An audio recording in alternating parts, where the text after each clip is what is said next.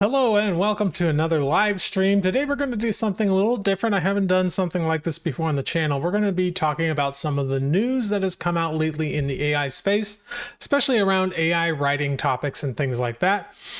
And yesterday, Google dropped a couple of new announcements on one of their events that I wanted to talk about today because it's interesting. It's certainly a conversation starter at the very least. So let's dive into a little bit of that.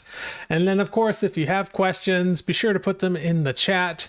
Anything you want to discuss about any of these announcements, I'm happy to discuss them with you. I want to try and do this in a live format, as opposed to many of the other AI YouTubers out there that will make a video and then it'll usually come out the next day. Like, I want to do this live so we are literally as up to date as I can be when this video goes out.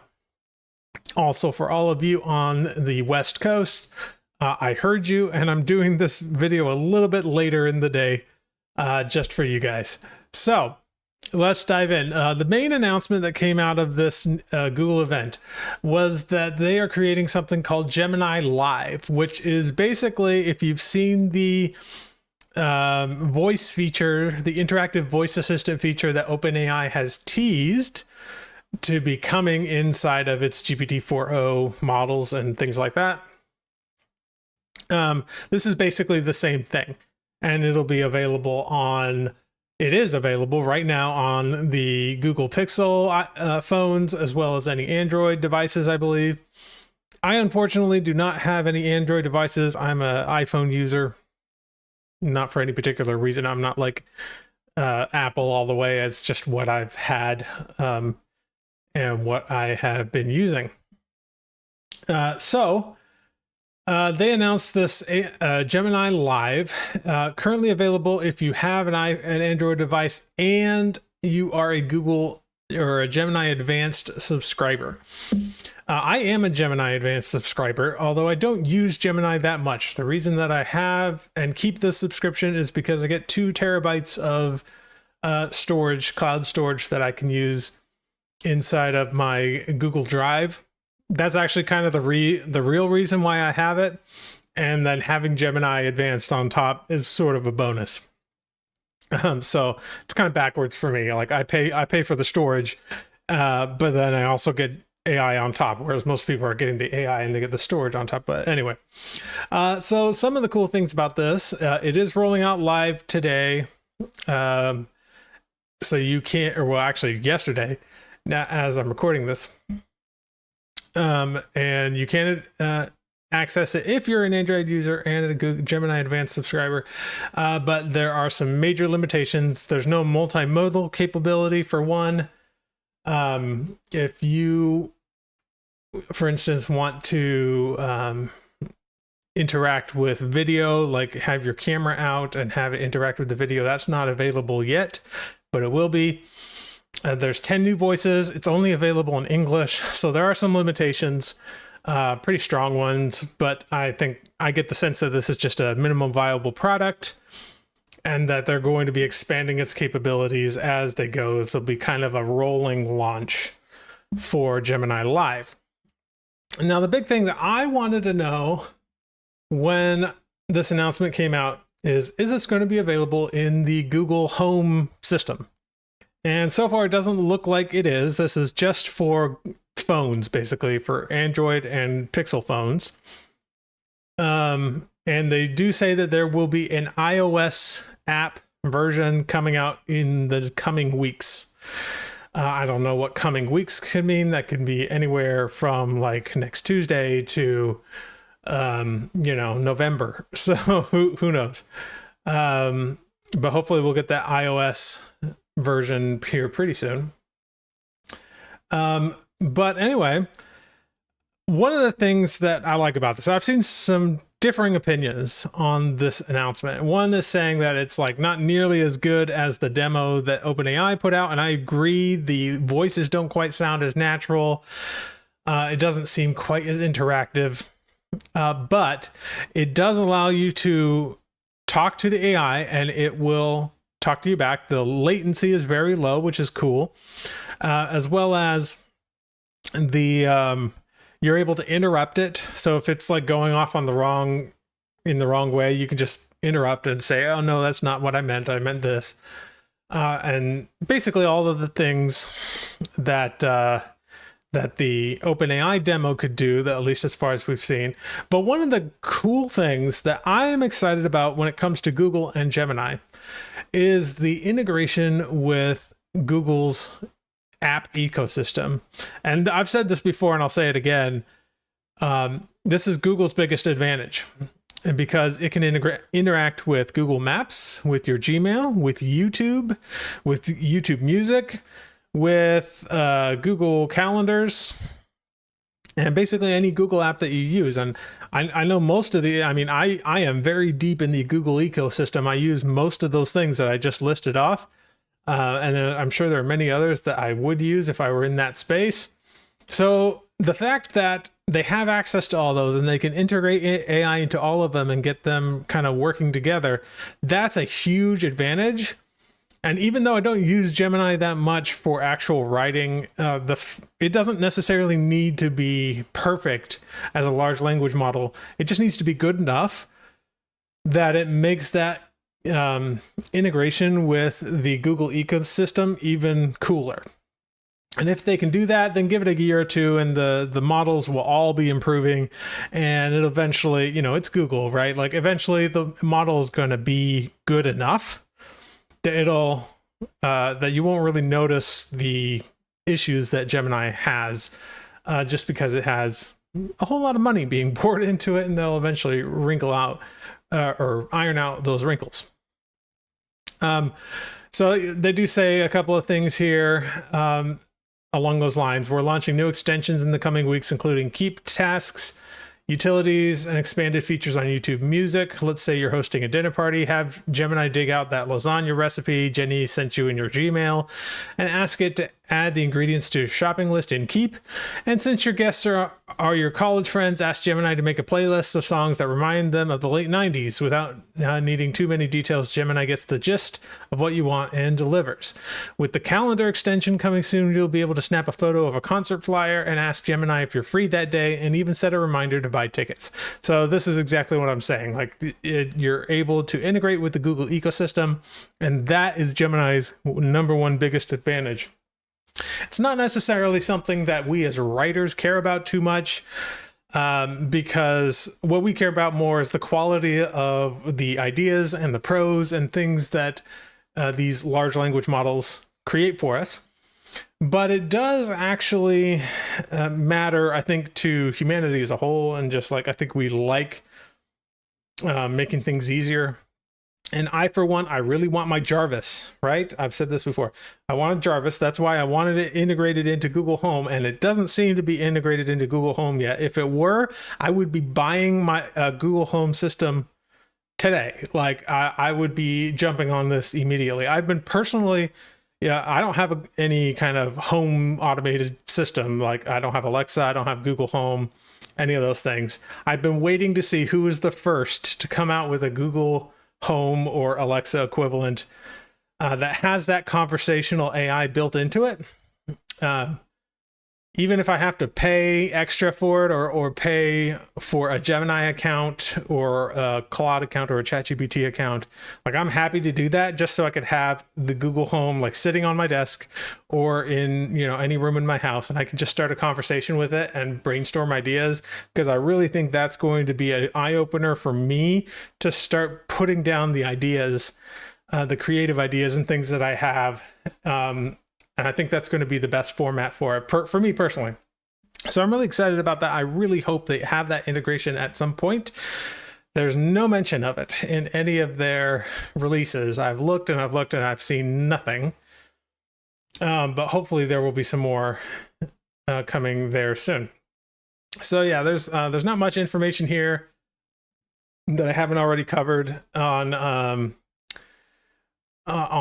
Gemini Live. But there's some interesting things here you can check out if you want. The other announcement that took me by surprise, it's a little thing. It's not like something that was really big or they didn't spend much time on it, but the fact that they are releasing these Pixel Buds Pro 2 which they call are the first buds built for Gemini. And what excited me about this is because this is another piece of technology that I've wanted kind of for a while now, like for several months, like 6 to 12 months, which in AI terms is a long time. And that is the ability to have an earplug, not an earplug, a bud, earbud. Gosh, losing words today. That will integrate with some kind of AI service, and from there be able to talk to me in my ear. So that Jarvis idea, where if I could have a Google Home or something where I'm interacting there, if I could take that and transfer that conversation to an earbud, and then, be having that conversation while I'm on a walk or while I'm traveling or what have you, that sounds really cool to me. Now, I might look a little weird talking into my earbud, but I think that's more or less normalized these days. People have phone conversations all the time, so I don't think it would be that weird for me to be having a conversation with the AI as I'm walking around. But I really, really want that kind of AI voice integrated into an earbud, so I can just have that around with me, and I don't have to be typing it into my phone or into, on my computer or what have you. I just think that would be really cool. And so it looks like something like that is coming in these Pixel Buds Pro 2. These are not available yet. I think you can pre-order them. But one of the things that they talk about here is made for the Gemini era. It says the Pixel Buds Pro 2 do more than just play music, keep you focused, and help you take phone calls. With Gemini, they also provide a hands-free, eyes-free virtual AI assistant right when you want it. Need walking directions to the nearest public transit, a reminder of an upcoming appointment, new song recommendations. Gemini can do all that and more, even if your phone is locked in your pocket. And with Gemini Live, Pixel Buds Pro 2 provide a mobile conversational experience that uses our state-of-the-art speech technology to let you have extended conversations with Gemini. It's like having a sidekick right in your pocket, one that can chat with you about new ideas or even practice for an upcoming interview, which is a cool use case right there. You can even use Gemini Live while on the go. Just unlock your phone while wearing your buds, say, "Hey Google, let's talk live," and have a free-flowing conversation with Gemini, even if your phone is locked. That all sounds brilliant to me. That's exactly what I want. What it says nothing about here is how you're going to do that. Like, do you need to have a Pixel phone or an Android phone for that to work? I'm hoping, because they said that an iOS version is going to be integrated, so some kind of Gemini app, I'm guessing, for the iOS. I'm hoping that if that is enabled, then as long as you have these Pixel Buds, you should be able to connect them to an iPhone as well. But I'm not in the Pixel ecosystem. I don't have a phone or any Pixel, like past Pixel earbuds. So I don't know exactly. Let me know in the comments if you do know anything about that. Will these work with just any device, or is it only going to be with Android or Gemini phone or Pixel phones? I don't know. But that sounds really cool. And I really hope that other companies start to take note and integrate this sort of thing into their technologies, because that's what I want. I know a lot of people probably want something similar to that as well. I'm not going to go over the other features of these earbuds because they all sound great. They all sound like, a great pair of earbuds. They are expensive, as with any sort of premium noise canceling earbud. They're up there in the $200 to $300 range, which is just crazy to me. Like most of the time, most of my earbuds that I use for everyday use are like $30. I did get a pair of Apple ear noise canceling earbuds right here, just for my work, because I don't do over the ear things. I just can't work with those. So I got a higher quality for my work computer.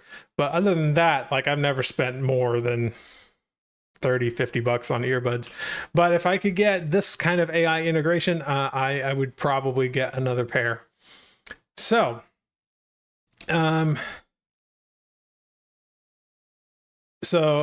feel free to, again, put any questions or comments that you have in the chat, and I'll be sure to look those over. Chris says, I recommend the Pixel over Apple if you are a nerd because you have more control. Apple has too many constraints for my taste. Yeah, and that is the general debate with Apple and Android devices. Apple is very closed, and there are a lot more constraints. But what they do so incredibly well. And if you don't, like a lot of people, like if you're one of those nerds that does want more control, it's hard to understand this, but most people don't want that. They want easy and functional and all of that, where they don't have to learn a whole bunch of new things. They just want it to work. And Apple is good at that. Now, I'm not fully into the Apple ecosystem. I have a phone, I have an iPad, and I guess I have these Apple earbuds now as well. But my computer is all PC. And I'm actually one of those weirdos that went from PC, and then I went to Mac for a little while, and then I went back to PC just because it was capable. Like I needed my PC to be able to do more, so... this latest one that I have, I actually built myself, and that was fun. I'd never done that before, so that was a whole learning experience. Good stuff, though. But yes, so Cosmic Cells says, has anyone here tested or tried out Gemini Live? I'm not sure if I should upgrade to Advanced just to try it out. So I'm very curious about this myself. So if you do have a Gemini Advanced account and an Android or Google Pixel, let us know in the comments how it's working, because I do have Gemini Advanced, but I don't have an Android device, and I am not willing to get one just for testing purposes.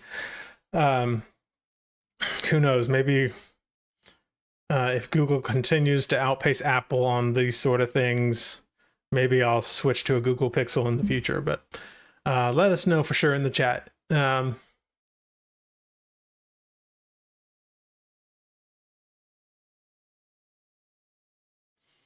And so Marcus also points out that it seems like Gemini Live is not as good, high quality as the OpenAI version. So it can't do things like recognize voice patterns or moods and stuff like that, as far as we can tell. And I would agree, but there's one advantage that Google has here. And this is the reason why I said, is Google winning on my thumbnail? Is because it's available. It's today. You can play with it. And yeah, it's not going to be as great as the demo that OpenAI rolled out, but they got something. It's interactive. You can talk to it. You can interrupt it. The latency is good. Those other things will come eventually. And yet OpenAI, and this is a good transition to talk about OpenAI. OpenAI has done a whole lot of showing us cool things that they're working on and then not revealing them, not opening them to the public. OpenAI's Sora video model was revealed back in February. We're in August now, right? So 6 months later, we still don't have it. They revealed it. It was like the coolest thing ever. And now there's like 6 different companies out there that have video generation tools that are just as good as what we saw with that demo of Sora. And we still don't have Sora. And then after Sora, there was the promise of this voice assistant thing that when they released GPT-4o, they promised that the voice assistant thing was coming very soon. It hasn't come very soon. What else? They've recently, so I think this news article here sums it up. OpenAI tempers expectations with less bombastic GPT-5 lists dev day this fall. So in October, there's the OpenAI's dev day, which last year they had a whole bunch of announcements, and they basically said, don't expect much from this dev day, and don't expect GPT-5. Don't expect any of that. And so once again, they're sort of like, they've been hyping up a lot of things, and yet we just don't have most of it. The other thing that they revealed was the GPT search, which is going to be a competitor to Google and Perplexity, any of those like AI search features. And they revealed that. It wasn't too long ago, but they also just revealed it. They didn't say when it was going to be open. And I don't really like that. I think if you reveal something, you should be at the very least about to release it, like within the next week, right? Or yeah, something along those lines. You can start building a little hype for it, reveal some things, that's fine. But you should be like on the verge of releasing it, right? The fact that Sora was revealed in February and we're now in August and we still don't have it, like that to me is a huge issue. And video game companies do this all the time, where they'll reveal a game and then 5 years later we actually get the game, right? I like it better when a video game company will reveal maybe a year max from the release date, and you know, I give them a little bit longer timetable than OpenAI because these things do take some hype. But I'd say a year to 6 months. In fact, 6 months would probably be better for video games to say, hey, we're working on this thing, and hey, it's coming out, you know, this Christmas, right? Whatever. So that's an issue that I have with OpenAI, that they seem to be just stalling a lot of these things. And if you've been following the news, there's been a lot of drama there lately. So let's get into that a little bit. One of the co-founders, his name's John Schulman, left and went to join Anthropic, which is the company that makes the Claude models. Also, Greg Brockman, another co-founder of OpenAI, is taking an extended leave, which when you see his statements on the matter, you'll see he's just going on a long vacation just for a couple of months because, you know, he's been super busy, super steeped in the Silicon Valley, you know, hustle culture, and just needs a break. That's what it sounds like from his statements. And he is coming back. But it's kind of odd that he's going on this extended leave at the same time as all these other people are leaving, because John Schulman is not the only person that leaves. This article mentions another, Peter Deng, a product manager who joined OpenAI last year after leading products at Meta, Uber, and Airtable, also exited some time ago. I thought there was someone else. There have been several people that have left recently from OpenAI, and it's getting to sound a little bit like, what's going on here? And you know, there are better YouTubers than I going deep on this and analyzing all the tweets and things like that. So I won't get into too much speculation, but it does seem like things are a little bit rocky over at OpenAI, and maybe that's why we've seen some delays with things being pushed out. I don't know. We've seen some people also leave the boards. I think Microsoft, the representative on the board, left, or something like that, or maybe it was Apple. I forget exactly. But there's stuff happening inside of OpenAI. We'll just put it that way. Like there is clearly some kind of discontent behind the scenes. And it's pretty crazy. The other thing I did want to talk about, and someone's already mentioned this in the chat, is that there is a rumored model release. It might come as early as tomorrow. So if it does come tomorrow, if I have time, maybe I'll do another live stream about it, because I'm going to be out of town and won't be able to do a full video about it. But they're calling it, the rumor is that it's a GPT-4o large model, codenamed Project Strawberry. And you've seen a lot of tweets from Sam Altman, the CEO of OpenAI, and a few others, just teasing anything to do with strawberries.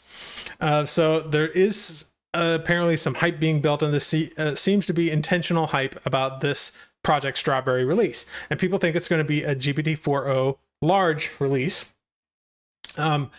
So what that means, so we got the GPT-4o, right, a little while back, and then recently we got GPT-4o mini, which is an extremely cheap and almost as efficient model as GPT-4o, but the fact that it's so cheap was just like mind-blowing for so many people. But Project Strawberry is rumored to be a GPT-4o large, so like probably a more expensive, beefier, but more capable model than GPT-4o, which could be cool. And this also, there was a mysterious model that also showed up on the LMSYS Arena, which is where they test out a bunch of different models against each other. There was a mysterious one that just sort of popped up out of nowhere. And this has happened before, back when before GPT-4o was released. It was teased on the LMSYS platform as well, so people got to interact with it a little bit. And I played around a little bit, and it was difficult for me to, because it's not something where you can just say, hey, I want to use this model, right? You have to give it a prompt, and it gives you two AI responses from two different AI models, and you have to pick which one is best. And then after you pick which one is best, it'll show you which models were used. So I kept doing that over and over and over until I got a few responses that were with this mysterious new model, which wasn't named Strawberry or anything like that. It was just like an anonymous model. And I did see some improvements, especially when it came to writing nonfiction. I did a nonfiction writing prompt. I unfortunately don't have the responses anymore because my computer crashed and it didn't save, and it's a long story. But I did try out a few things, and it was doing pretty well on some things, but it still had that sort of GPT vibe to it sometimes. And that's all. I just have some first impressions. If this comes out tomorrow, then I will probably do a full test on it live for you guys if I have the time. But it does seem to be coming out very, very soon, so that's really exciting. The OpenAI has given us something, but it's weird that they would give us Project Strawberry and then not give us Sora, which was announced back in February. Like, I still don't understand why they would announce it that far back, and not have given it to us by now, or at least given it like a restricted version of it or something. I don't know. So let me go through some of your comments here.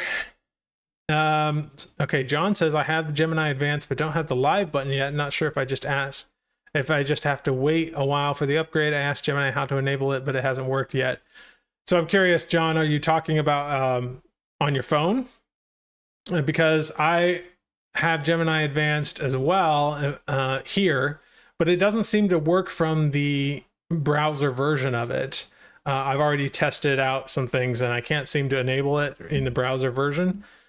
But I'm assuming that's going to come at some point. Like, it would have to, right? Or maybe they're going to have some sort of app that you can install on your desktop.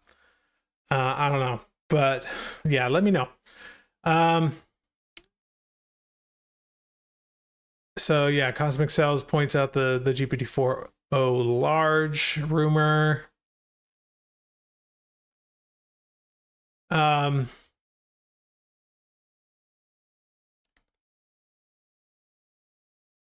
Okay, so John says he lives in Washington State and asked about the list for phones, and it said it should work on my Samsung S24 Ultra. Interesting. And you don't have it yet. Huh. Maybe it was just for Pixel phones first. And it's getting, I mean, sometimes when they say it's rolling out today, sometimes there's like a 24 to 48 hour wait. Yeah.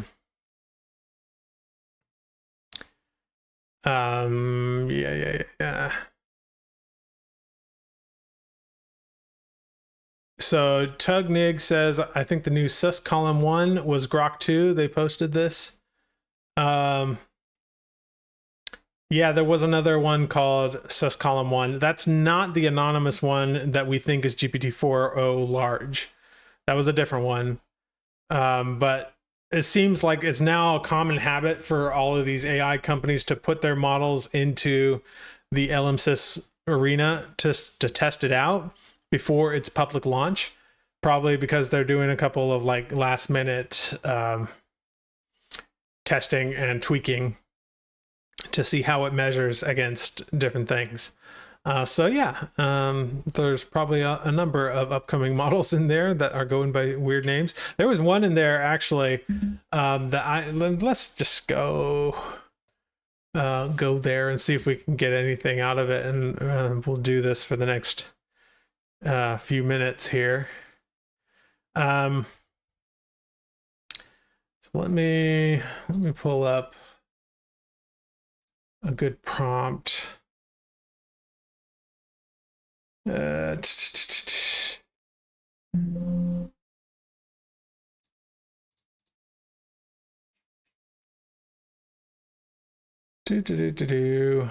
are my test prompts? Here we go.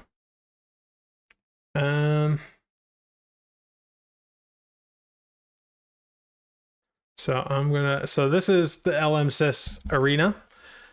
And if we just put in a prompt here, this is a long, like, novel crafter prompt. And from here, just say go. It will randomly, well, I don't know how random it is, but it'll take two different AI models and pit them against each other and start creating some text here. So this is the beginning of a sci-fi beach romance, I believe.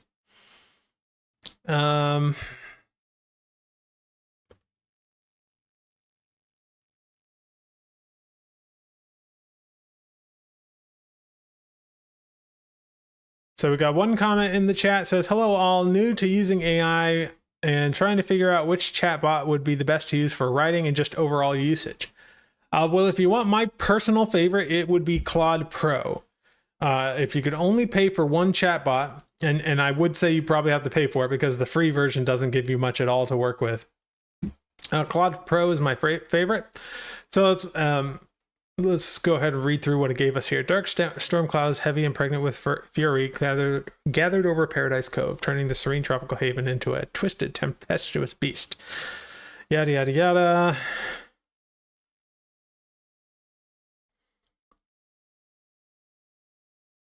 This one starts out, Paradise Cove had turned into a cauldron of chaos. The sky, once a serene blue, now roiled with darkness. The storm had arrived with little warning, its ferocity catching even the most seasoned locals off guard. Palms bent like supplicants in the wind, their fronds flailing wildly as if pleading for mercy and for them storm's wrath. This one, A, is definitely better. Oh, interesting. So this is GPT-4o. Maybe that's why I didn't like it, because I could tell it was a GPT model. This one's called Qwen 2. Interesting. This one wasn't that great either, but it was definitely better than the GPT-4o for this specific type of model. What else can we do here? Let's do a logline prompt. Run it. We'll do a new round. Put the logline prompt here, where it's going to ask for 20 log lines in the style of Blake Snyder.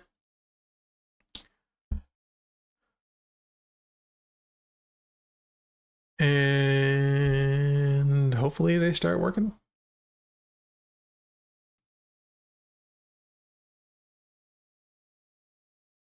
Maybe we're rushed at the moment. Okay, here we go.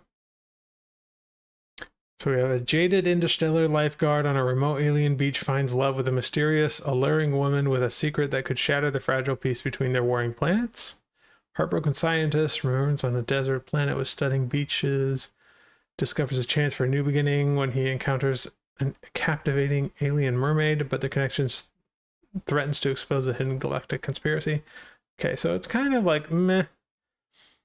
In a futuristic coastal haven, a lonely marine biologist seeks to unlock the secrets of alien sea creatures, but her rival's sabotage threatens both her research and budding romance. No mention of her, like, who her romance is with or any of that. When a time-traveling surfer arrives at a utopian beach resort, he must choose between returning to his own time or staying with the woman who holds the key to his heart. I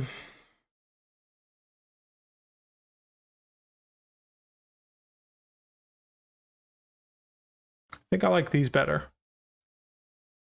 Okay, that was GPT-4o Mini, and this is Mystery Gemini 2. Interesting. This can be a fun place to just kind of play around with different prompts, because you get a really good sense about which models are better if you kind of keep at it over time. There was one new model in here, which unfortunately is not available in Open Router yet. Let's see. Oh, I don't know what this is. ChatGPT 4.0 latest. I'm assuming that's just the latest one. What was it called? Athene. Or Athene. I don't know exactly how you'd pronounce that. But if we take that initial novel crafter prompt,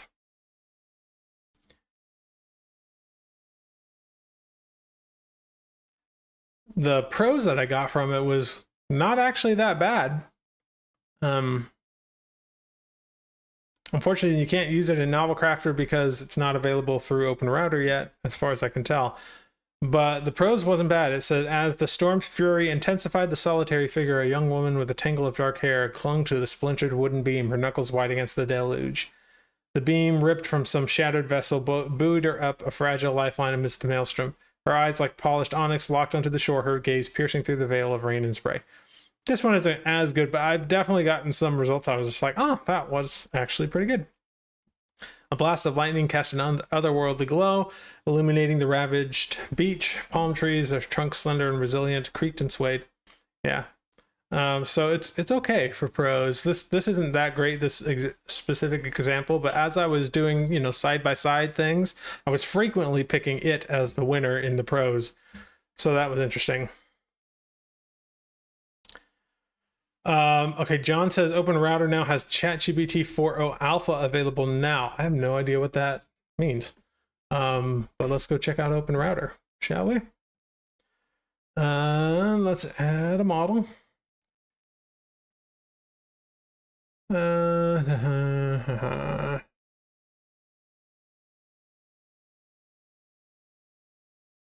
that what this ChatGPT 4.0 is? So we got GPT 4.0, this is August 6th edition. We have GPT 4.0 mini. We have GPT 4.0, GPT 4.0 extended. That might be the one where it can like write for longer.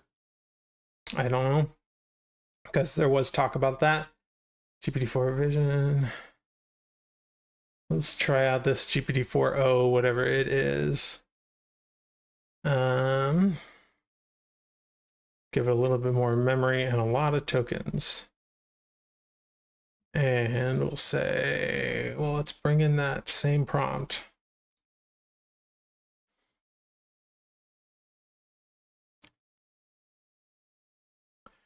Storm descended upon Paradise Cove with ferocity that snapped the palm trees like matchsticks.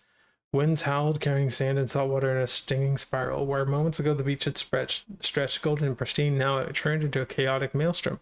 The clouds, heavy with rain, poured endless sheets of water, turning the world into a blur of gray and white.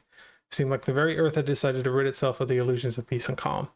The waves rose, monstrous and unrelenting, crashing down against the shore with a force that sent salty spume shooting into the air. Each one buried the beach deeper beneath the tumult of water that pulled and tugged at whatever it could claim. Fronds, chairs, remnants of forgotten beach umbrellas, all were taken, dragged into the ocean and swallowed whole. Farther out on the fringes of vision, lightning blistered the sky in jagged forts. Yada, yada, yada. This isn't bad. Not at all. For GPT, at least, it's definitely not bad. But I'll probably, if this gets officially announced tomorrow, I will probably come back and do a little bit more testing, so we can check that out then. Sino has a question here. What do you think about using AI to edit finished manuscripts, like what professional editors do for pacing, especially with larger input? So we got to remember that all of these AI models are generative models. They're not editing models.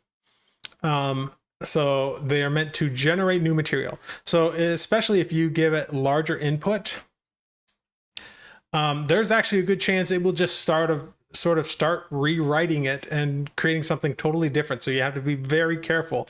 And I would only do it on smaller chunks of text. That said, even then, it's not always great. It's hard to make your work better when it doesn't even know how to write better than you yet. AI is good. It can write it at level 5, but if you need it to write at a level 10, like it's not quite there yet. It'll get there, but it's not quite there. And so I find it to be better at writing than on editing, with specific exception of like specific use cases. Like if you're trying to search for passive voice, for example, so you have a problem with passive voice, you can just give it a chunk of text and say, get rid of any instance of passive voice here. And it can usually do stuff like that. Okay. But if you're asking it to just to be more general, like edit this text, it's either going to not do a good enough job, or it's going to rewrite it completely, which you most of the time probably don't want it to do. I will sometimes do something like that if I have, say somebody gave me someone whose English is not the first language, and I hire them to write something for me, and I get the results back. I can usually tell if English wasn't their first language because there will be a few things that are just a little off. I can usually have some kind of prompt to improve the readability of it, and that can usually do a little bit better. But again, it's kind of rewriting the whole thing, so I still need to go in there and carefully edit it myself after the fact. Hope that makes sense. There's simply no substitute for doing a human check on a lot of these things, on every stage, really. But because I get a lot of people who are kind of anti-AI and say it's fine to use AI for editing, but you shouldn't be using it to draft your novel. And I kind of think it's the other way around. AI is much better at drafting the novel than it is at editing. And I find a human editor to be far more valuable for me. Also, I don't know why it would be okay to not pay the human editor. If we're getting into the discussion of AI stealing jobs and all of that, why is it okay to use AI for editing and not for writing the actual book? What's the difference in terms of who's getting paid?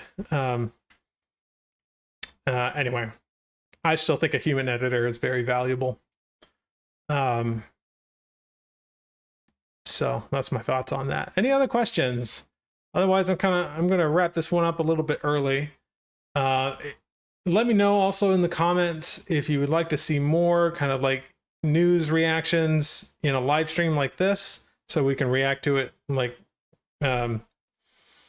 just everything that's the latest, rather than if I were to make a video on Wednesday and it went out on Friday, or make it on Thursday and it goes out on Friday, I'm still missing 24 hours worth of news there. So if I do it live, I can react to the latest stuff. But anyway, yeah. Let me know if you want to see more of that. I am going to be going out on my first vacation in over a year, here in the next few days. So I will not be able to do any live streams then, but I do have other videos that are scheduled to go out during that time. So we have another question here. If I use OpenRouter to access these listed chat bots, is there any other AIs that I should pay for outside of the OpenRouter wallet? No, you don't necessarily have to. The interface for OpenRouter is not my favorite. Which is why I still use NovelCrafter, why I connect my OpenRouter account with my NovelCrafter account, because NovelCrafter is better at facilitating the writing of a long-form piece of fiction or nonfiction. And I also personally just really like the simple interface of the Claude Pro system. So I use that too. I have a subscription to Claude Pro. I have a subscription to a lot of things, but the Claude Pro one I actually use. So So that's me personally, but you can definitely use OpenRouter. It's usually cheaper, and you're not going to run into any throttling issues. Like if you're using Claude Pro and you're using it too much, it will eventually cut you off. Whereas if you're doing it in OpenRouter, it won't. But that's because you're paying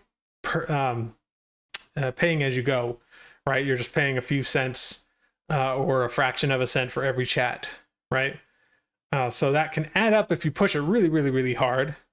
But most of the time you're not going to, and rarely do I see myself paying more than 20 bucks a month, which is what you would pay for Claude or any of those things. So yeah, Mr. Tripp finally made a live stream. Sorry, I'm going to be wrapping it up here too. And John says he's good with the live. Sino says good with doing news live. So I'm hoping to do more of these after I get back from my vacation. We'll do some more like Friday news roundups. I know today is Wednesday, but I think doing them on Friday in the future will make more sense. The reason I'm not doing this on this Friday is because I'll be out of town this Friday. We'll be driving up to Maryland, so to visit my family. So yeah, that's pretty much all I got for you. If there is some more news about GPT-4o large or Project Strawberry or whatever they're going to call it, I will try to do a brief live stream to test it out tomorrow, so we can look at it together. And other than that, I got nothing else for you today, so I'm going to go ahead and stop the live stream. But thank you all for watching as always. And if you want to know more about AI and writing with AI, and even more so learning how to write a quality book, independent of whether you use AI or not, I would encourage you to go check out my membership. It's down below. Just give it a look. There's lots of cool things that you'll get in there for free. You get all my books for free when you sign up for your free trial. So go check that out if you're interested, and I will see you in the next live stream.